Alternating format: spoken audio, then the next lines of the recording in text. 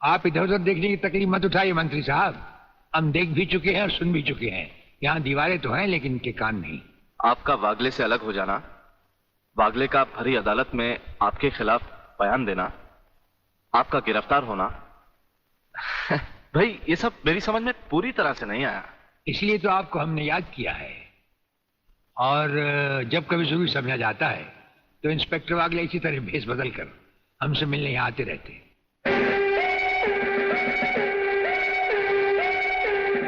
Sir, brigadier साहब का हमसे अलग होना, जेल में आ जाना, इससे दुश्मन हमें कमजोर समझकर लापरवाह हो जाएंगे और उनकी इसी लापरवाही का फायदा उठाकर हम उनकी जड़ें आसानी से काट सकते हैं। हम जिन जराइम की तलाश में हैं, उसकी कुछ जड़ें इस जेल की चार दीवारी में भी पैवस्त हैं। उन्हें ढूंढकर निकाल कर हमें खोदना होगा। और मंत्री साहब, आपसे खास बात ये कहना थी कि हमारी गैर हाजिरी में इंस्पेक्टर वागले आपसे हॉटलाइन पर बातचीत किया करेंगे। ये जब कभी भी आपसे कहें, आप हमारे लिए रिहाई के ऑर्डर भिजवा दीजिएगा। ठीक है, आप जब चाहेंगे आपकी रिहाई के ऑर्डर्स भिजवा दिए जाएंगे। नमस्कार। Cheers!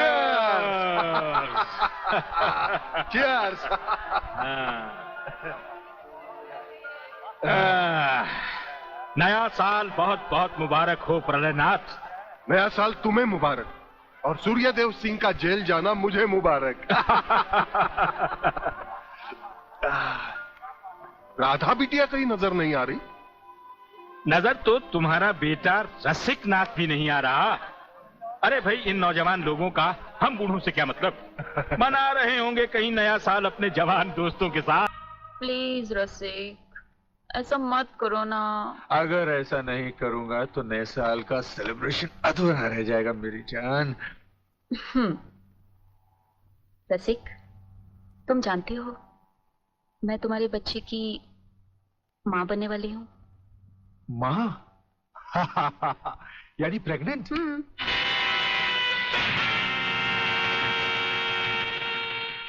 अनीता, तुम? हाँ, मैं। कह दो इसे भी, प्रेगनेंसी में परेशानी क्या है, करवा लो अबॉर्शन। शादी बाद में कर लेंगे, अभी तो हम बच्चे हैं। क्यों, यही कहा था ना तुमने मुझसे? और न जाने किस किस से कहा होगा। अनीता, अनीता, कब तक तुम मुझे यूं ही ब्लैकमेल करती रहोगी? राधा, राधा ये सब तुमसे झूठ बोल रही है। ये मुझे बदनाम करना चाहती है। इसकी बातों में मत आना तुम। मैं भी तुम्हारी तरह इसकी भोली भाली बातों में आकर इसके बच्चे की माँ बनने वाली हूँ। मेरे बच्चे की माँ? अरे ना जाने किस किस का पाप अपने पेट में पालकर तू मुझे उसका पाप बना रही है। रसिकनाथ, जिसका पाप मेरे पेट में है उसे पापी का अंत करने आई हूँ।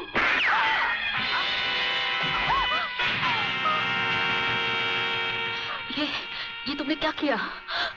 रसिक, तुमने इसे मार डाला? तो और क्या करता? हजारों औरतें जबरदस्ती मेरे गले पड़ रही थी।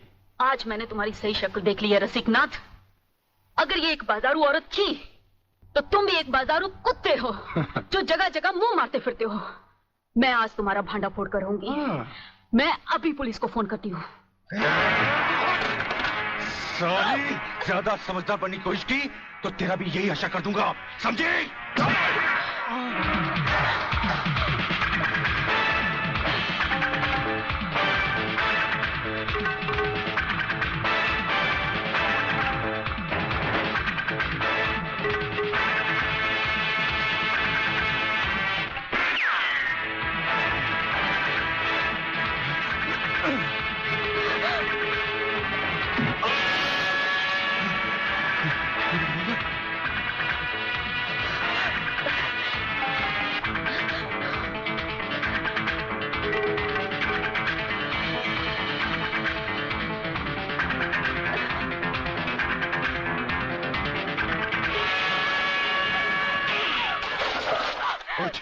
पुलिस को बताएगी,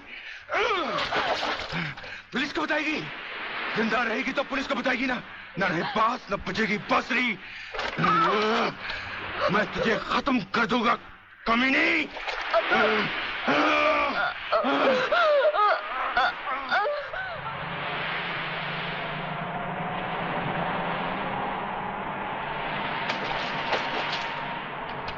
तो पीने का मजा ही नहीं आता। Cheers!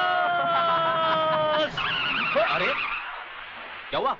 अबे सामने देख, लड़की की लाश। अरे नहीं यार, ये भी कोई हमारी तरह नशे और मस्ती में चूर लगती है। चलो उसे और पिलाते हैं, अपना भी नया साल सुधर जाए। अबे नया साल सुधारने के बच्चे, अगर लफड़े में फंस गए ना तो जिंदगी बिगड़ जाएगी। हमें क्या मालूम वो जिंदा है या मुर्दा? क्यों संजू? कुछ भी हुआ लोग, मगर इंसानियत के नाते उसे देखना हमारा फर्ज है। चलो चलो देखते हैं।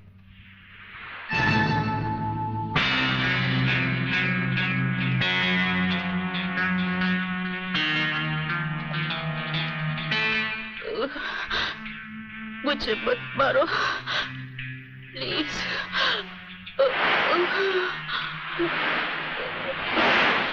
भगवान प्लीज मुझे मत मारो।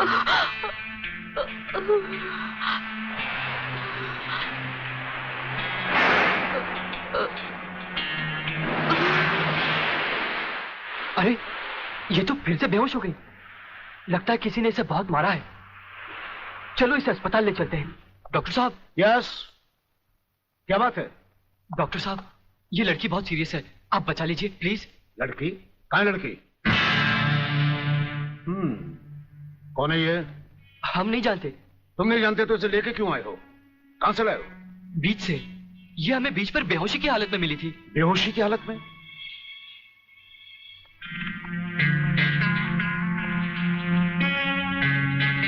इसकी हालत तुम लोगों ने इसके साथ 31st नाइट बना के तो नहीं की है ना? हम लोगों ने? ये क्या कह रहे हैं डॉक्टर साहब? नहीं नहीं, हम लोगों ने ऐसा कुछ नहीं किया। देखा तुम लोगों ने? मैं तुम लोगों को पहले ही कह रहा था। मगर नहीं यार, चुप रह तू, डरता क्यों है? डॉक्टर साहब, ये वक्त इधर उधर की बातों का नहीं है। हम पर भरोसा कीजिए और जल्दी से इलाज कीजिए। बातों से समझदार मालूम होते और मुंह से शराब की बदबू भी आ रही है। लेकिन भाई मेरे ये मामला तो पुलिस का है। पुलिस? हाँ। मगर पुलिस क्यों डॉक्टर साहब? क्योंकि इस तरह के केसेस पुलिस में दर्ज करवाए जाते हैं। मैं इंस्पेक्टर को अभी बुलाता हूँ। इंस्पेक्टर नीचे बैठा है। डॉक्टर साहब, संजय। आप लोग बैठिए। इंस्पेक्टर, कहाँ गए वो लोग? साहब, हम लोगों को मार के वो दोनों भाग गए। क्या बात है डॉक्टर साहब, आप इतने परेशान क्यों हैं? इंस्पेक्टर साहब, पता नहीं वो 3 लड़के इस लड़की को बेहोशी की हालत में यहाँ लाए। मैं आपको बुलाने गया, इतने में वो भाग गए। भाग गए?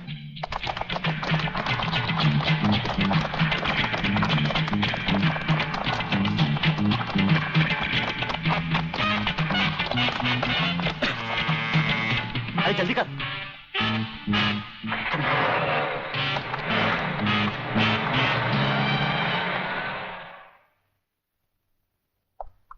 सर, ये है उस लड़की की मेडिकल रिपोर्ट। रेप केस है? नो सर, लड़की के पेट में 2 महीने का बच्चा है। लड़की को होश आया? No sir. उसका कुछ अता पता? अब तो उसके होश में आने के बाद ही पता लगेगा कि वो कौन है और उसके पेट में बच्चा किसका है। अगल सेबी अगल, अरे अगल सेबी अगल। अरे बेटे, अंग्रेजी को मार गोली और हिंदी में समझा। क्या बात है? सगाश्री, पिताश्री मेरे परलोक सुधारने का प्रबंध कर रहे हैं। अरे तुम वो मेरी हत्या कर। तुम जैसी कमीने औलाद को मार डालना ही बेहतर होगा। देखता हूँ आज तुम्हें कौन बचाता है। प्रलयनाथ, तुम बीच में मत बोलो जीवनलाल।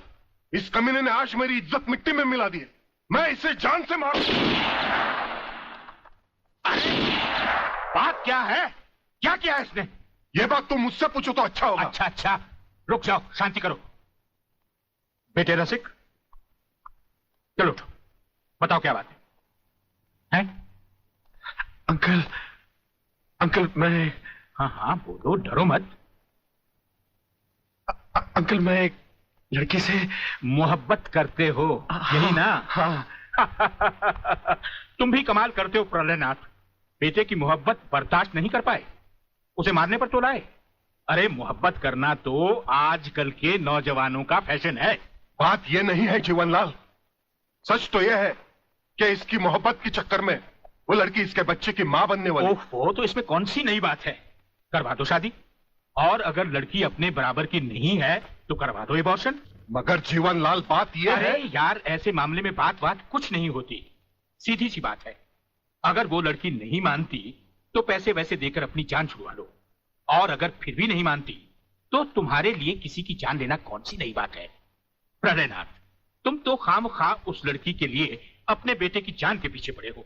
दरअसल बात यह है जीवनलाल कि वो लड़की तुम्हारी बेटी राधा है।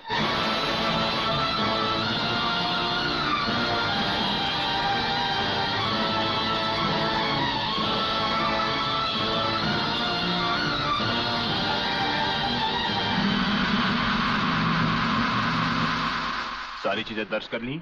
जी साहब। और हाँ, इस डेड बॉडी को जल्द से जल्द पोस्टमार्टम। साहब ये पर्स मिला है।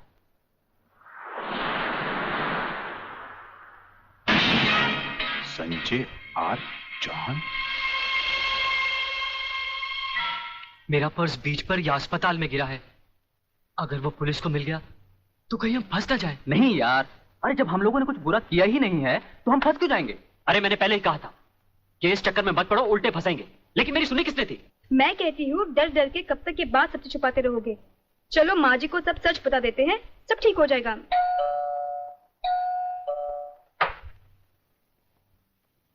नमस्ते। नमस्ते। क्या बात है इंस्पेक्टर साहब? हम शक की बुनियाद पे आपके बेटे संजय और उसके 2 दोस्तों को गिरफ्तार करने आए हैं। गिरफ्तार? क्यों? क्या जुर्म किया है उन तीनों ने? ये आप अपने बेटे से पूछ लीजिए।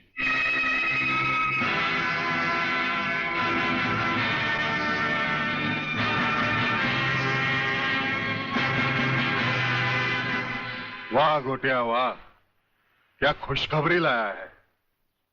डीआईजी रुद्र प्रताप का बेटा पुलिस के फंदे में।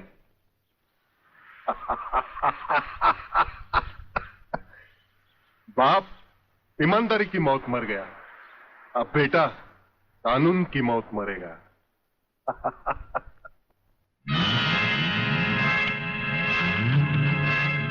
गोटिया आप देखना, मैं इस चश्मदीद गवाह को ऐसी मौत मारूंगा कि उसकी आंखें मुझे पहचानने से पहले ही बंद हो जाएगी।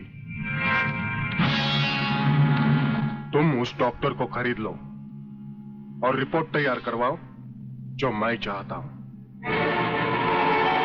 यह समय सोचने का नहीं है बेटी, यह हम दोनों की जिंदगी और मौत का सवाल है।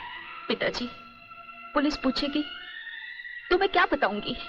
किसका नाम लूंगी? पुलिस को तुम ये बताना कि तुम्हारे साथ बलात्कार हुआ है। हाँ बेटी, बलात्कार। प्रलयनाथ की प्रलय से बचने का ये एक ही तरीका है। तुम उन्हीं 3 लड़कों का नाम पुलिस को बता देना जिन्होंने तुम्हें अस्पताल पहुंचाया है।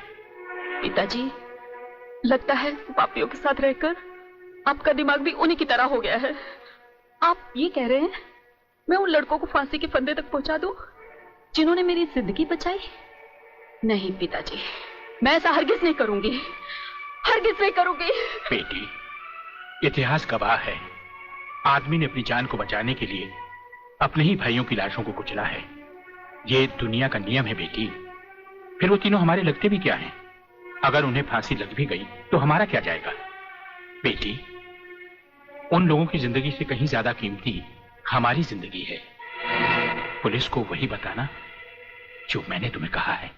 मगर गुप्ता जी, किसी के सपने पूरे करने के लिए किसी के अरमानों का गला तो नहीं घोटना चाहिए। ये पाप है। राधा तो प्रेग्नेंट है और आपने पैसे के लिए उसके बलात्कार की गलत रिपोर्ट तैयार कर दी। तुम मेरे सीनियर हो या मैं तुम्हारा सीनियर, पेशे का सबक मुझे मत सिखाओ, समझे? सीनियर और जूनियर का मतलब ये तो नहीं सर कि आप कुछ भी करें और मैं चुपचाप देखता रहूं। ऐसा कभी नहीं होगा। मैं आपकी गलत रिपोर्ट पर हरगिज साइन नहीं करूंगा जो उन 3 निर्दोषों को फांसी के फंदे तक पहुंचा दे। डॉक्टर सिन्हा, आज से 5 साल पहले डॉक्टर श्रीवास्तव ने इसी तरह की एक गलत रिपोर्ट पर साइन करने से इनकार कर दिया था। गुंडा स्वामी के आदमियों ने उसे 6ठी मंजिल से नीचे फेंक दिया और पुलिस ने उसकी मौत को आत्महत्या समझकर उसकी फाइल हमेशा हमेशा के लिए बंद कर दी। अगर तुम भी उसी राह पर चलना चाहते हो तो एज यू विश। इंस्पेक्टर साहब, मैं कहती हूँ ये कहाँ का न्याय है? कैसा कानून है जो 3 मासूमों को सोचे समझे बिना हवालात में बंद कर दिया? मैं पूछती हूँ क्या हो गया है इस देश के कानून को? अगर पुलिस वाले इस तरह पुलिस स्टेशन में सोते रहे तो निर्दोष लोग जेल में नहीं जाएंगे तो कहाँ जाएंगे? कौन तुम?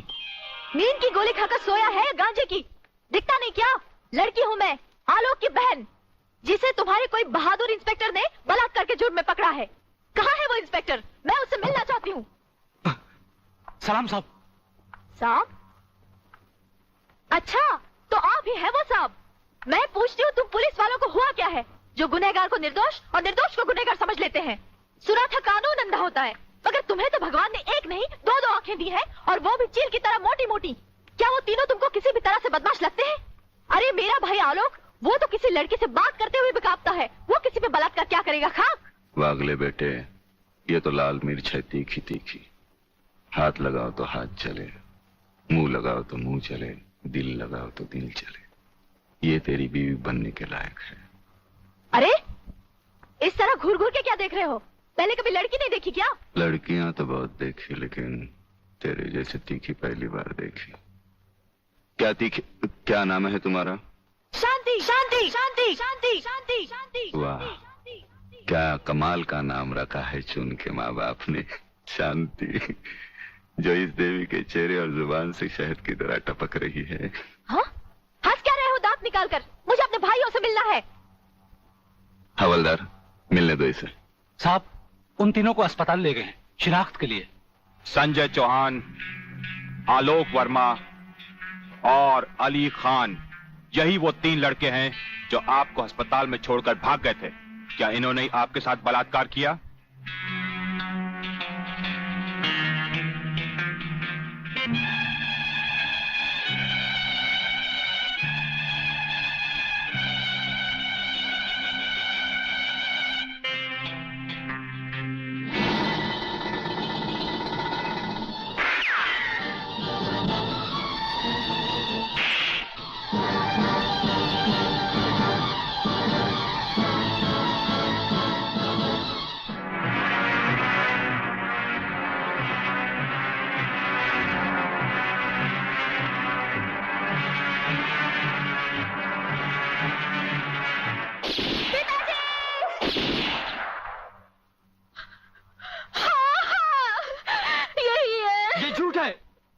ये सरासर झूठ है।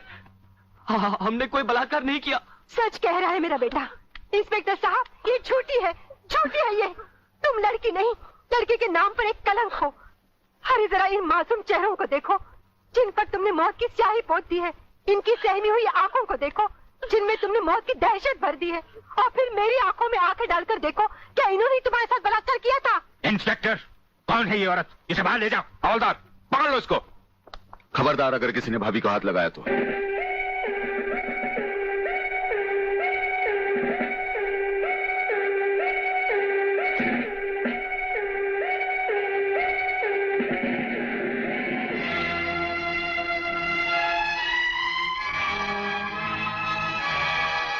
इंस्पेक्टर फादले, आप जानबूझकर अनजान बन रहे हैं। आप अच्छी तरह जानते हैं कि ये डीआईजी रुद्र प्रताप चौहान की पत्नी है। याद है डीआईजी रुद्र प्रताप चौहान, जिनके अंतिम संस्कार पर आपने लंबा चौड़ा भाषण झाड़ दिया था, जो आज भी हम पुलिस डिपार्टमेंट के लिए आदर्श है, उनकी पत्नी है। तो ये भी किसी मामूली आदमी की बेटी नहीं है, ये इस राज्य के मंत्री जीवनलाल टंडेल की बेटी है। और जानते हो इन तीनों ने इसके साथ क्या नर्क किया है? कुछ नहीं किया। ये किसी की साजिश है जिसमें इन तीनों को फंसाया जा रहा है। लेकिन मैं भी दूध का दूध और पानी का पानी करके रहूंगा।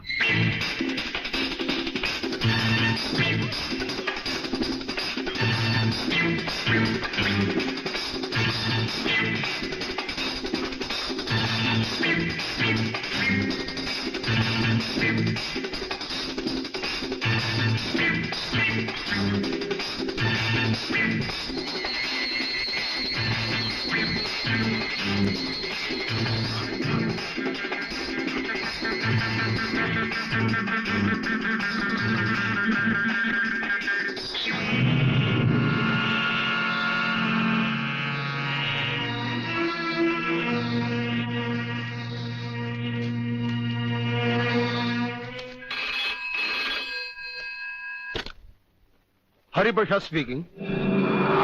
जज साहब, मैं प्रलयनाथ गुंडा स्वामी बोल रहा हूं।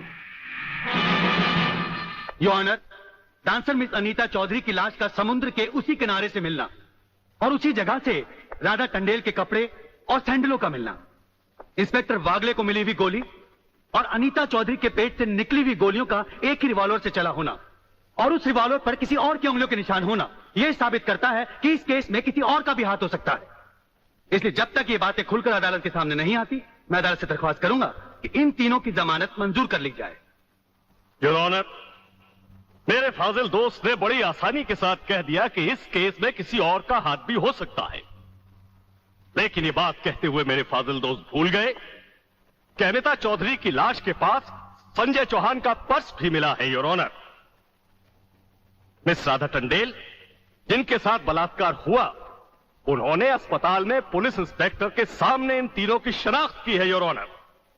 इसके अलावा डॉक्टर गुप्ता की रिपोर्ट मौजूद है। इन तमाम बातों से जाहिर है, योर ऑनर, कि रेप और मर्डर इन्हीं तीनों ने एक साथ मिलकर किया है। लिहाजा मेरी कोर्ट से गुजारिश है कि इनकी जमानत किसी भी कीमत पर मंजूर नहीं की जाए। सरकारी वकील की दलीलों को मद्देनजर रखते हुए यह अदालत संजय चौहान, आलोक वर्मा और अली खान की जमानत नामंजूर करती है और इन्हें पुलिस की हिरासत में रखने का हुक्म देती है।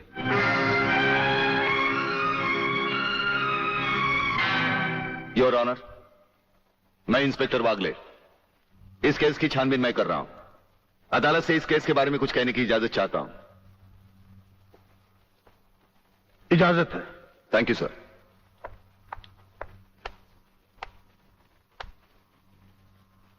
योर ऑनर, इंसाफ के इस मंदिर में आपको न्याय करते हुए कई साल हुए होंगे और इन सालों में आपके सामने रेप और मर्डर्स के अनगिनत केसेस भी आए होंगे। क्या उन अनगिनत केसों में आपके सामने कोई ऐसा केस आया है जहां कत्ल और बलात्कार करने वाले ने जिसके ऊपर बलात्कार किया है उसे खुद अस्पताल पहुंचाया हो? ये तो अभी तक सुना नहीं कभी। सही कह रहा है, ये गड़बड़ जरूर है। बहुत बड़ी ऑर्डर, ऑर्डर। इंस्पेक्टर वागले, मुझसे सवाल करने की बजाय आप इस केस में रोशनी डालिए। वही कोशिश कर रहा हूं सर। अदालत सरकारी वकील की जिन दलीलों को मद्देनजर रखते हुए इन लड़कों की जमानत नामंजूर कर रही है, मैं उन्हीं दलीलों के बारे में कुछ कहने की इजाजत चाहूंगा। इजाजत है। सरकारी वकील का कहना यह है कि अनीता चौधरी की लाश के पास संजय चौहान का पर्स मिला। हो सकता है बेहोश राधा टंडेल को उठाते वक्त वो पर्स वहां गिर गया हो। अब इनका कहना यह है कि राधा टंडेल ने इन लड़कों के खिलाफ बयान दिया है। यह भी तो हो सकता है कि वो बयान उसे किसी के दबाव में आकर दिया हो। जिस डॉक्टर ने बलात्कार की रिपोर्ट बनाई वो भी खरीदा गया हो। आपकी इन दलीलों से अदालत अपना फैसला नहीं बदल सकती। यह फैसला आप जबरदस्ती इन पर लाद रहे हो। इंस्पेक्टर वागले, अगर मैं चाहूं तो अदालत की तौहीन के जुर्म में मैं तुम्हें अभी टर्मिनेट कर सकता हूं। कोई परवाह नहीं है मुझे इस बात की। मेरा तो विश्वास उठ गया है इस कानून से। कौन सा कानून, कैसा कानून? यह कानून तो चंद मुजरिमों की रखेल बन बैठा है। इसलिए लोग अदालत का दरवाजा खटखटाने के बजाय गुंडों की चौखट चूमते हैं। Take him out of the court. अगर जिंदगी में किसी से रिश्वत ना ली हो तो ही मुझे हाथ लगाना।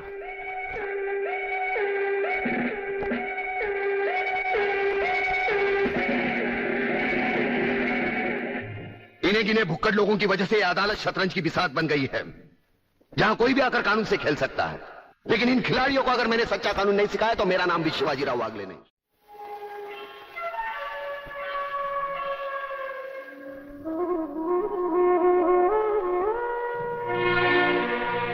नहीं यार, इस तरह तो हिम्मत हार के हम बिना फांसी के ही मर जाएंगे। ये क्या हो गया तुम दोनों को यार? अली, सोचता हूं मेरी बहन शांति पर क्या बीत रही होगी। मुझे पढ़ा लिखा कर एक बड़ा इंसान बनाने के लिए क्या कुछ नहीं किया उसने। लोगों के घर में काम कर करके अपने हाथों पे मेहंदी की जगह छाले डाल ली उसने। आलोक, तुम्हारी तो वो सिर्फ बहन है, मगर मेरे लिए वो बहन भी है और मां भी है। अगर बचपन से ही उसका प्यार मुझे ना मिला होता तो शायद ये अनाथ सड़कों पर ही अपना दम तोड़ देता। मेरी मां पर भी क्या बीत रही होगी। वो तो रो रो कर पागल हो गई होगी। अगर मुझे कुछ हो गया तो उसका भरोसा भगवान पर से भी उठ जाएगा।